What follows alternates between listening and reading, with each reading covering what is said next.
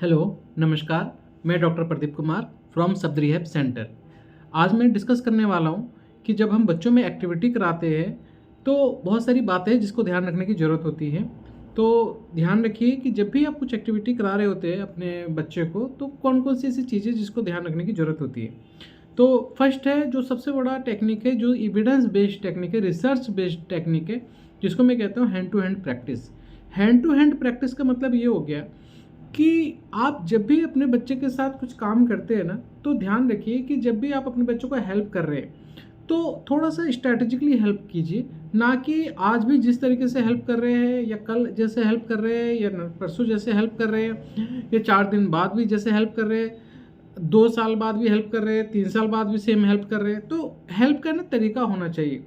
मेरे कहने का मतलब है कि जब भी कुछ आप बच्चे को सिखा रहे हैं और हैंड टू हैंड पकड़ना पड़ रहा है आपको बच्चे का हैंड, सपोज दैट आप उसको खाना खाना सिखाते हैं, तो जब आप खाना खाना सिखा रहे हैं ना, तो अपने हैंड्स को पूरा पकड़ते हैं, ठीक है, फर्स्ट डे पकड़ रहे हैं, लेकिन सेकेंड डे देखिए कि बच्चा खुद से कितना कर रहा है, थर्ड डे देखिए कि आपको कितना हेल्प छोड़ना पड़ रहा है। जैसे कि मैं कहता हूँ कि आज अगर आपने 100% हेल्प किया है बच्चे को, तो कल आप 75% हेल्प कीजिए, देखिए कि वो कितना ट्राई कर रहा है खुद से करने के लिए। आप रोज सेम पैटर्न में पकड़ते, सेम ग्रिप बनाते बच्चे के साथ काम कराते समय, तो दिक्कत है। जैसे आपने मान लीजिए हैंड्स पकड़ा ऐसे, अब बोल रहे कि करे कि करो करो करो, आज भी उसी पैटर्न से हाथ पकड़ो, कल भी उसी पैटर्न से, नहीं, ऐसे नहीं करना आपको। आज अगर ऐसा पकड़ा है तो कल ऐसे करके पकड़ो, फिर ऐसे करके पकड़ो, फिर ऐसे टच करो, फिर करो करो, इस तरीके से चलो करो।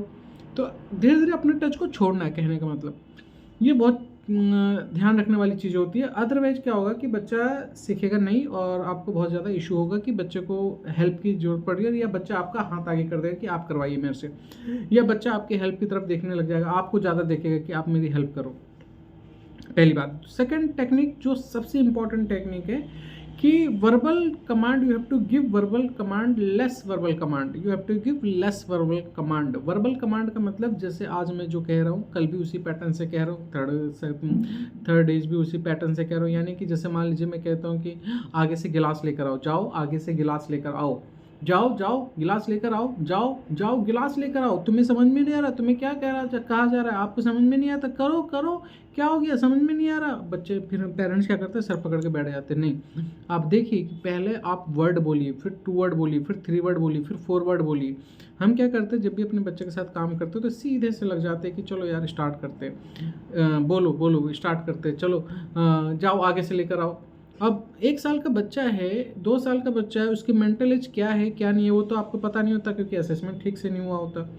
दूसरी बात, 3 ईयर का बच्चा, उसका असेसमेंट ठीक से नहीं हुआ, वर्चुअल ऑटिज्म का कंडीशन है या क्लासिकल ऑटिज्म का कंडीशन है या डाउन सिंड्रोम है, सेरेब्रल पाल्सी है या इंटेलेक्चुअल डिसेबिलिटी है, क्या है उस बच्चे में, तो वो समझने की बहुत ज़रूरत होती है। तो आपको ये समझना है, अगर ये समझना है कि वर्चुअल ऑटिज्म है या नहीं है, तो मेरी वीडियो को जाके देखिए ताकि आपको और समझ में आ पाए। लेकिन जब आप कमांड देते हैं ना, तो थोड़ा स्ट्रैटेजी के वे में दीजिए, कुछ भी कमांड मत दीजिए और सोचिए कि पहले आपका बच्चा वर्ड समझेगा, फिर 2 वर्ड समझेगा, फिर 3 वर्ड। जैसे एग्जाम्पल के जैसे मैं देता हूँ कि बोलता हूँ चार्जर ले आओ, ठीक है, पहले देखिए कि चार्जर समझे, फिर देखिए कि लाना कैसे होता है, ठीक है, फिर आगे क्या होता है, फिर प्रीपोजिशन क्या होता है, फिर वाइट क्या होता है, वाइट चार्जर आगे से ले आओ। तो कहीं ना कहीं एडजेक्टिव, एडवर्ब, प्रीपोजिशन, कंजक्शन ये धीरे धीरे करके ऐड करने पड़ते हैं, ना कि आप एकदम से ऐड करोगे और सोचोगे कि बच्चा आपके एक सेंटेंस जिसको आप बहुत इजी समझ रहे हो वो बच्चे के लिए बहुत टफ हो गया। क्योंकि कई बार क्या होता है ना कि 3 ईयर का बच्चा है, मेंटल एज उसकी 1 ईयर के अकॉर्डिंग चल रही है, तो 1 ईयर के अकॉर्डिंग अगर मेंटल एज चल रही है, तो आप 1 साल के बच्चे को 4 सेंटेंस में तो बोल के नहीं समझाओगे, आप उसको 1 वर्ड बोलोगे या 2 वर्ड बोलोगे या ज़्यादा ज़्यादा 1 सेंटेंस बोलोगे। लेकिन हमारे पेरेंट्स क्या करते हैं, वो एकदम से बोल जाते हैं, तो बच्चों को दिक्कत होता है समझने में, जिससे बच्चा समझ नहीं पाता और बच्चा फ्रस्ट्रेट होता है, बच्चा भागता है, इरिटेट होता है।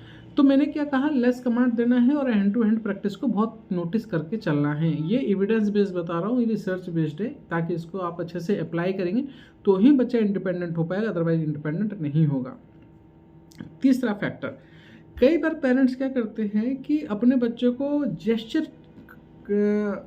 प्रॉम्प्ट बहुत देते हैं। जेस्चर प्रॉम्प्ट का मतलब क्या होता है कि आप इशारा बहुत कर रहे हैं, आप उसको दिखा रहे हैं कि कहाँ पे जाके क्या करना है। जैसे सपोज दैट आपने बोला गिलास उठाओ, गिलास उठाओ, गिलास उठाओ, आप क्या करें, फिंगर दिखा दी, गिलास उठाओ, ये वाला गिलास, गिलास बोला गया है, तो बच्चा गया और उठा के दे दिया। लेकिन आप ये नहीं समझ पाए कि बच्चा आपकी बातों को नहीं समझा, वो आपकी हैंड्स को समझा है। और जब जब बच्चा कुछ कमांड लेने की कोशिश करेगा, आपके हाथों की तरफ दिखेगा कि आप कुछ करो और एकदम से मैं करना स्टार्ट करूँ। आप जाओ जाओ जाओ आगे जाओ, तो बच्चा हैंड्स देखा और आगे पहुंच गया। वो नहीं समझा कि आगे जाओ का मतलब क्या होता है। तो आपको क्या करना चाहिए, आपको पीछे से हेल्प करते हुए लेके चलना है, आपको पीछे से टच करते हुए वहाँ तक उसको लेके जाइए और धीरे धीरे करके अपना टच कम कीजिए। फिर क्या होगा कि आप इशारा नहीं कर रहे हो और आपका बच्चा आपकी बातें समझ रहा है, उसको पता है किस लोकेशन में मुझे जाके क्या करना है। अदरवाइज आपने लोकेट क्रिएट किया तो आपके हैंड्स को, इशारे को तो समझ जाएगा, उस वर्ड को छोड़ देगा और फिर जाकर वहाँ पर कन्फ्यूज हो जाएगा कि मुझे क्या बोला गया है पर्टिकुलर करने के लिए। फिर आप फ्रस्ट्रेट को बार बार कमांड देना पड़ता है। और यही स्ट्रैटेजी हम लोग फॉलो नहीं करते, जिसकी वजह से हमारे बच्चे में कंडीशन बहुत लंबे टाइम तक बना रहता है। तो जब भी कोई एक्टिविटी कर रहे हो, जो भी स्किल्स पे काम कर रहे हो, ये 3 चीज़ों तो आपको फोकस करनी ही करनी है, ताकि आप अपने बच्चे के ऊपर काम अच्छे से कर पाए। सेकंड चीज़ समझिएगा कि एक्टिविटी का ना एक टाइमिंग होता है करने का। सपोज दैट आपको मैं बोलूँ कि ब्रश करना है आपको, तो कितनी देर लगाओगे ब्रश करने में? शायद 40 सेकेंड, शायद आप 1 मिनट, शायद 2 मिनट, कोई शायद 5 मिनट भी लगाए। डिपेंड करता है पर्सन, कौन सा पर्सन कैसा काम कर रहा है। इसी तरीके से हमारे बच्चे भी होते हैं। आप अपने बच्चे को ना इंटेलिजेंट समझ रहे हैं या नालायक समझ रहे हैं या कंडीशन, किस कंडीशन का समझ रहे हैं वो मुझे नहीं पता। लेकिन अगर आप अपने बच्चे के साथ काम कर रहे हैं तो आप हमेशा ये सोचिए कि वो बच्चा है, वो बड़ा नहीं है, वो अभी सीख रहा है, वो अभी ट्रेनिंग ले रहा है, वो उसको समझने में टाइम लग रहा है। उसको ऐसा नहीं कि उसको नहीं करना है। कई पेरेंट बोलते हैं इसको तो मन ही नहीं कर रहा करने का, ये ना जिद कर रहा है, ये ना ऐसे ही करता है, इसको तो दिमाग ही नहीं है, उसको तो एफर्ट ही नहीं लगाना है, इसको तो ऐसे ही रहना है ज़िंदगी भर। ऐसे ऐसे बहुत सारी बातें करते नहीं। एक बच्चा होता है ना कि एक थप्पड़ मारा, बच्चा समझ गया कि हाँ मुझे जल्दी जल्दी करना है, उसको तो आप कर सकते हो कि हाँ चलो थप्पड़ मार दिया, करवा लिया फटाफट। नहीं, लेकिन हर बच्चे को थप्पड़ नहीं मार सकते आप सोचिए स्पेशल बच्चा है, उसको उसका ब्रेन ही उसी तरीके से प्रोसेस कर रहा है, डिले प्रोसेस कर रहा है, इस वजह से वो डिले ही रिस्पॉन्स कर रहा है। डिले रिस्पॉन्स कर रहा है तो डिले ही काम करेगा वो, उसका जो रिएक्शन टाइम है बहुत डिले है। तो आप समझो कि उसको थोड़ा टाइम दो। टाइम नहीं दोगे ना तो आप परेशान हो जाओगे और समझ नहीं पाओगे मेरा बच्चा समझ क्यों नहीं रहा। आप सोचो कि आप ब्रश करना सिखा रहे हो और उसका बस 2 to 3 स्टेप ही करने का एलिजिबिलिटी है, यानी कि बच्चा एबिलिटी जो रखता है बस 2 to 3 स्टेप ही समझने की एबिलिटी रखता है। जैसे मान लीजिए 5 साल का बच्चा है, आपका बच्चे का ब्रेन मान लीजिए 2 साल के अकॉर्डिंग है, तो वो बच्चा 2 साल के अकॉर्डिंग वो 2 to 3 स्टेप ही प्रोसेस करेगा। लेकिन आप सोच रहे कि वो 10 स्टेप प्रोसेस कर ले। तो जब आप ब्रशिंग करना सिखा रहे हैं तो सोचिए तो कि मेरा बच्चा किस मेंटल एज का है, वो असेसमेंट कराइए, वो समझिए कि किस मेंटल एज का बच्चा है मेरा और वो कितना स्टेप ही प्रोसेस कर सकता है। लेकिन आप अपने बच्चों को 5 ईयर के अकॉर्डिंग सोच के चल रहे हैं और फिर आप अपने बच्चों को बोलते हैं कि बच्चा तो जिद कर रहा है, बच्चा तो एफर्ट ही नहीं लगाना चाह रहा है, तो कैसे काम करेगा बच्चा। तो आपको ये समझना पड़ता है कि मेरा बच्चा किस एज का है और उसी एज के अकॉर्डिंग उससे रिस्पॉन्स लेना है, उसका रिस्पॉन्स टाइम को ध्यान में रखना है। अगर 1 साल का बच्चा है तो 1 से 2 स्टेप ले लीजिए ज़्यादा से ज़्यादा। 2 ईयर का बच्चा, यानी मेंटल एज की बात करो, अगर 2 ईयर का मेंटल एज है, उसका एज कुछ भी हो, लेकिन 2 ईयर का मेंटल एज है तो 2 to 3 स्टेप उसका ले सकते हैं। 3 ईयर का बच्चा है तो 4 to 5 स्टेप प्रोसेस ले सकते हो उससे। 4 ईयर का बच्चा है तो 5 to 6 लीजिए। ऐसे करके आप स्टेप समझिए कि मेरा बच्चा इतने ही स्टेप को फॉलो करेगा और जो उसका रिएक्शन टाइम है उसका स्लो रहने वाला है, उसको धीरे धीरे समझ में आने वाला है। तो आप धीरे धीरे ही समझाइए, ना कि बहुत फास्ट जाइए और जल्दी जल्दी बोलिए और अपने जल्दी के चक्कर में उसका जल्दी फ्रस्ट्रेशन में निकालिए। बहुत फ्रस्ट्रेट कर देते पेरेंट्स कि हाँ फटाफट करो, क्या करना था, बोला गया था ना, इसी वजह से बच्चा कंफ्यूज हो जाता है। आपको समझना है कि बच्चा थोड़ा स्लो हो गया है, अब थोड़ा स्लो तरीके से काम करना है, स्लो होकर काम करना है, अदरवाइज आपको बहुत दिक्कत देखने को मिल सकती है। नेक्स्ट चीज़, ये बहुत इम्पॉर्टेंट है जो मैं अभी बताने वाला हूँ, और इसको अगर आप समझ गए तो समझ लीजिए कि आप अपने बच्चे के साथ काम बहुत अच्छे से कर पाएंगे। जब भी कोई एक्टिविटी पकड़ते हैं आप, चाहे ग्रोस मोटर की, चाहे फाइन मोटर की, चाहे इमेजिनेशन स्किल्स की, चाहे एग्जीक्यूटिव फंक्शन स्किल्स की या ऑडिटरी प्रोसेसिंग स्किल्स की, जितने भी स्किल्स होते हैं, लाइफ स्किल्स की, कितने भी स्किल्स, कोई से भी स्किल्स की कोई सी भी एक्टिविटी पकड़ते हैं तो पहले देखिए कि आपके बच्चों को उस एक्टिविटी की नीड है भी या नहीं है। समझ गए आप? उस एक्टिविटी की नीड है भी या नहीं है। नीड है तो उसको किस तरीके से स्टेप में ब्रेक करके आप अपने बच्चे को समझाओगे। नीड नहीं है। सपोज दैट आप एक बच्चे को, 1 साल का बच्चा, और आप उसे बोलते हैं कि आप उसे ग्रोस मोटर एक्टिविटी करा रहे, मैंने देखा है पेरेंट्स को ग्रोस मोटर एक्टिविटी कराते हैं और जंपिंग करा रहे, फिर जंपिंग करो, जंपिंग करके उसके नीचे से निकलो और थ्रो करके उसके बाहर आ जाओ। अब 1 साल का बच्चा है, आपके इतने सारे कमांड का प्रोसेस तो करेगा नहीं, पहली बात। और उसको जंपिंग की भी नीड नहीं है 1 साल के बच्चे को इतनी, कि आप हर टाइम ही बोलेंगे कि हाँ हर सेकंड में आपको जंपिंग करना है, तो उसको कोऑर्डिनेट करने में उसको दिक्कत होगा।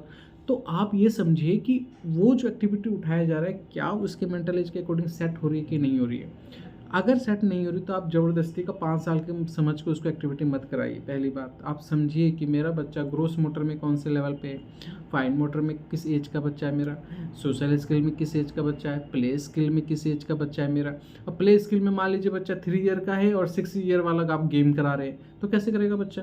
तो आप तो फ्रस्ट्रेट कर रहे हैं बच्चों को, खुद भी फ्रस्ट्रेट हो रहे हैं कि मेरा बच्चा तो कुछ सीख ही नहीं रहा, मेरा बच्चा तो स्पेशल रह गया। तो मेरा ये कहना होता है कि जब भी आपके बच्चे में कोई कंडीशन दिख रही है, चाहे किसी भी तरह का कंडीशन हो, मैं ये नहीं कह रहा कि वर्चुअल ऑटिज्म है या ऑटिज्म है या कोई ऐसी कंडीशन है जिसको आप समझ नहीं पा रहे, नहीं, कुछ भी हो, आप अगर नॉर्मल बच्चा भी है ना, तो समझ के चलिए कि हर स्किल्स में एक एज होता है। अब मैं जैसे मान लीजिए मैं ही हूँ और मुझे आप बोलेंगे कि सर आपको इंग्लिश तो बहुत अच्छी आती है, एक काम कीजिए उर्दू पढ़ना स्टार्ट कर दीजिए। तो उर्दू के लिए मेरे को स्टार्टिंग से फर्स्ट क्लास का उठाना पड़ेगा, फिर सेकंड क्लास का उठाऊंगा, फिर थर्ड क्लास का उठाऊंगा। मैं एकदम से ये नहीं बोलूँगा कि मुझे 4 स्टेप में उर्दू सिखा दीजिए और मैं सीख जाऊँगा।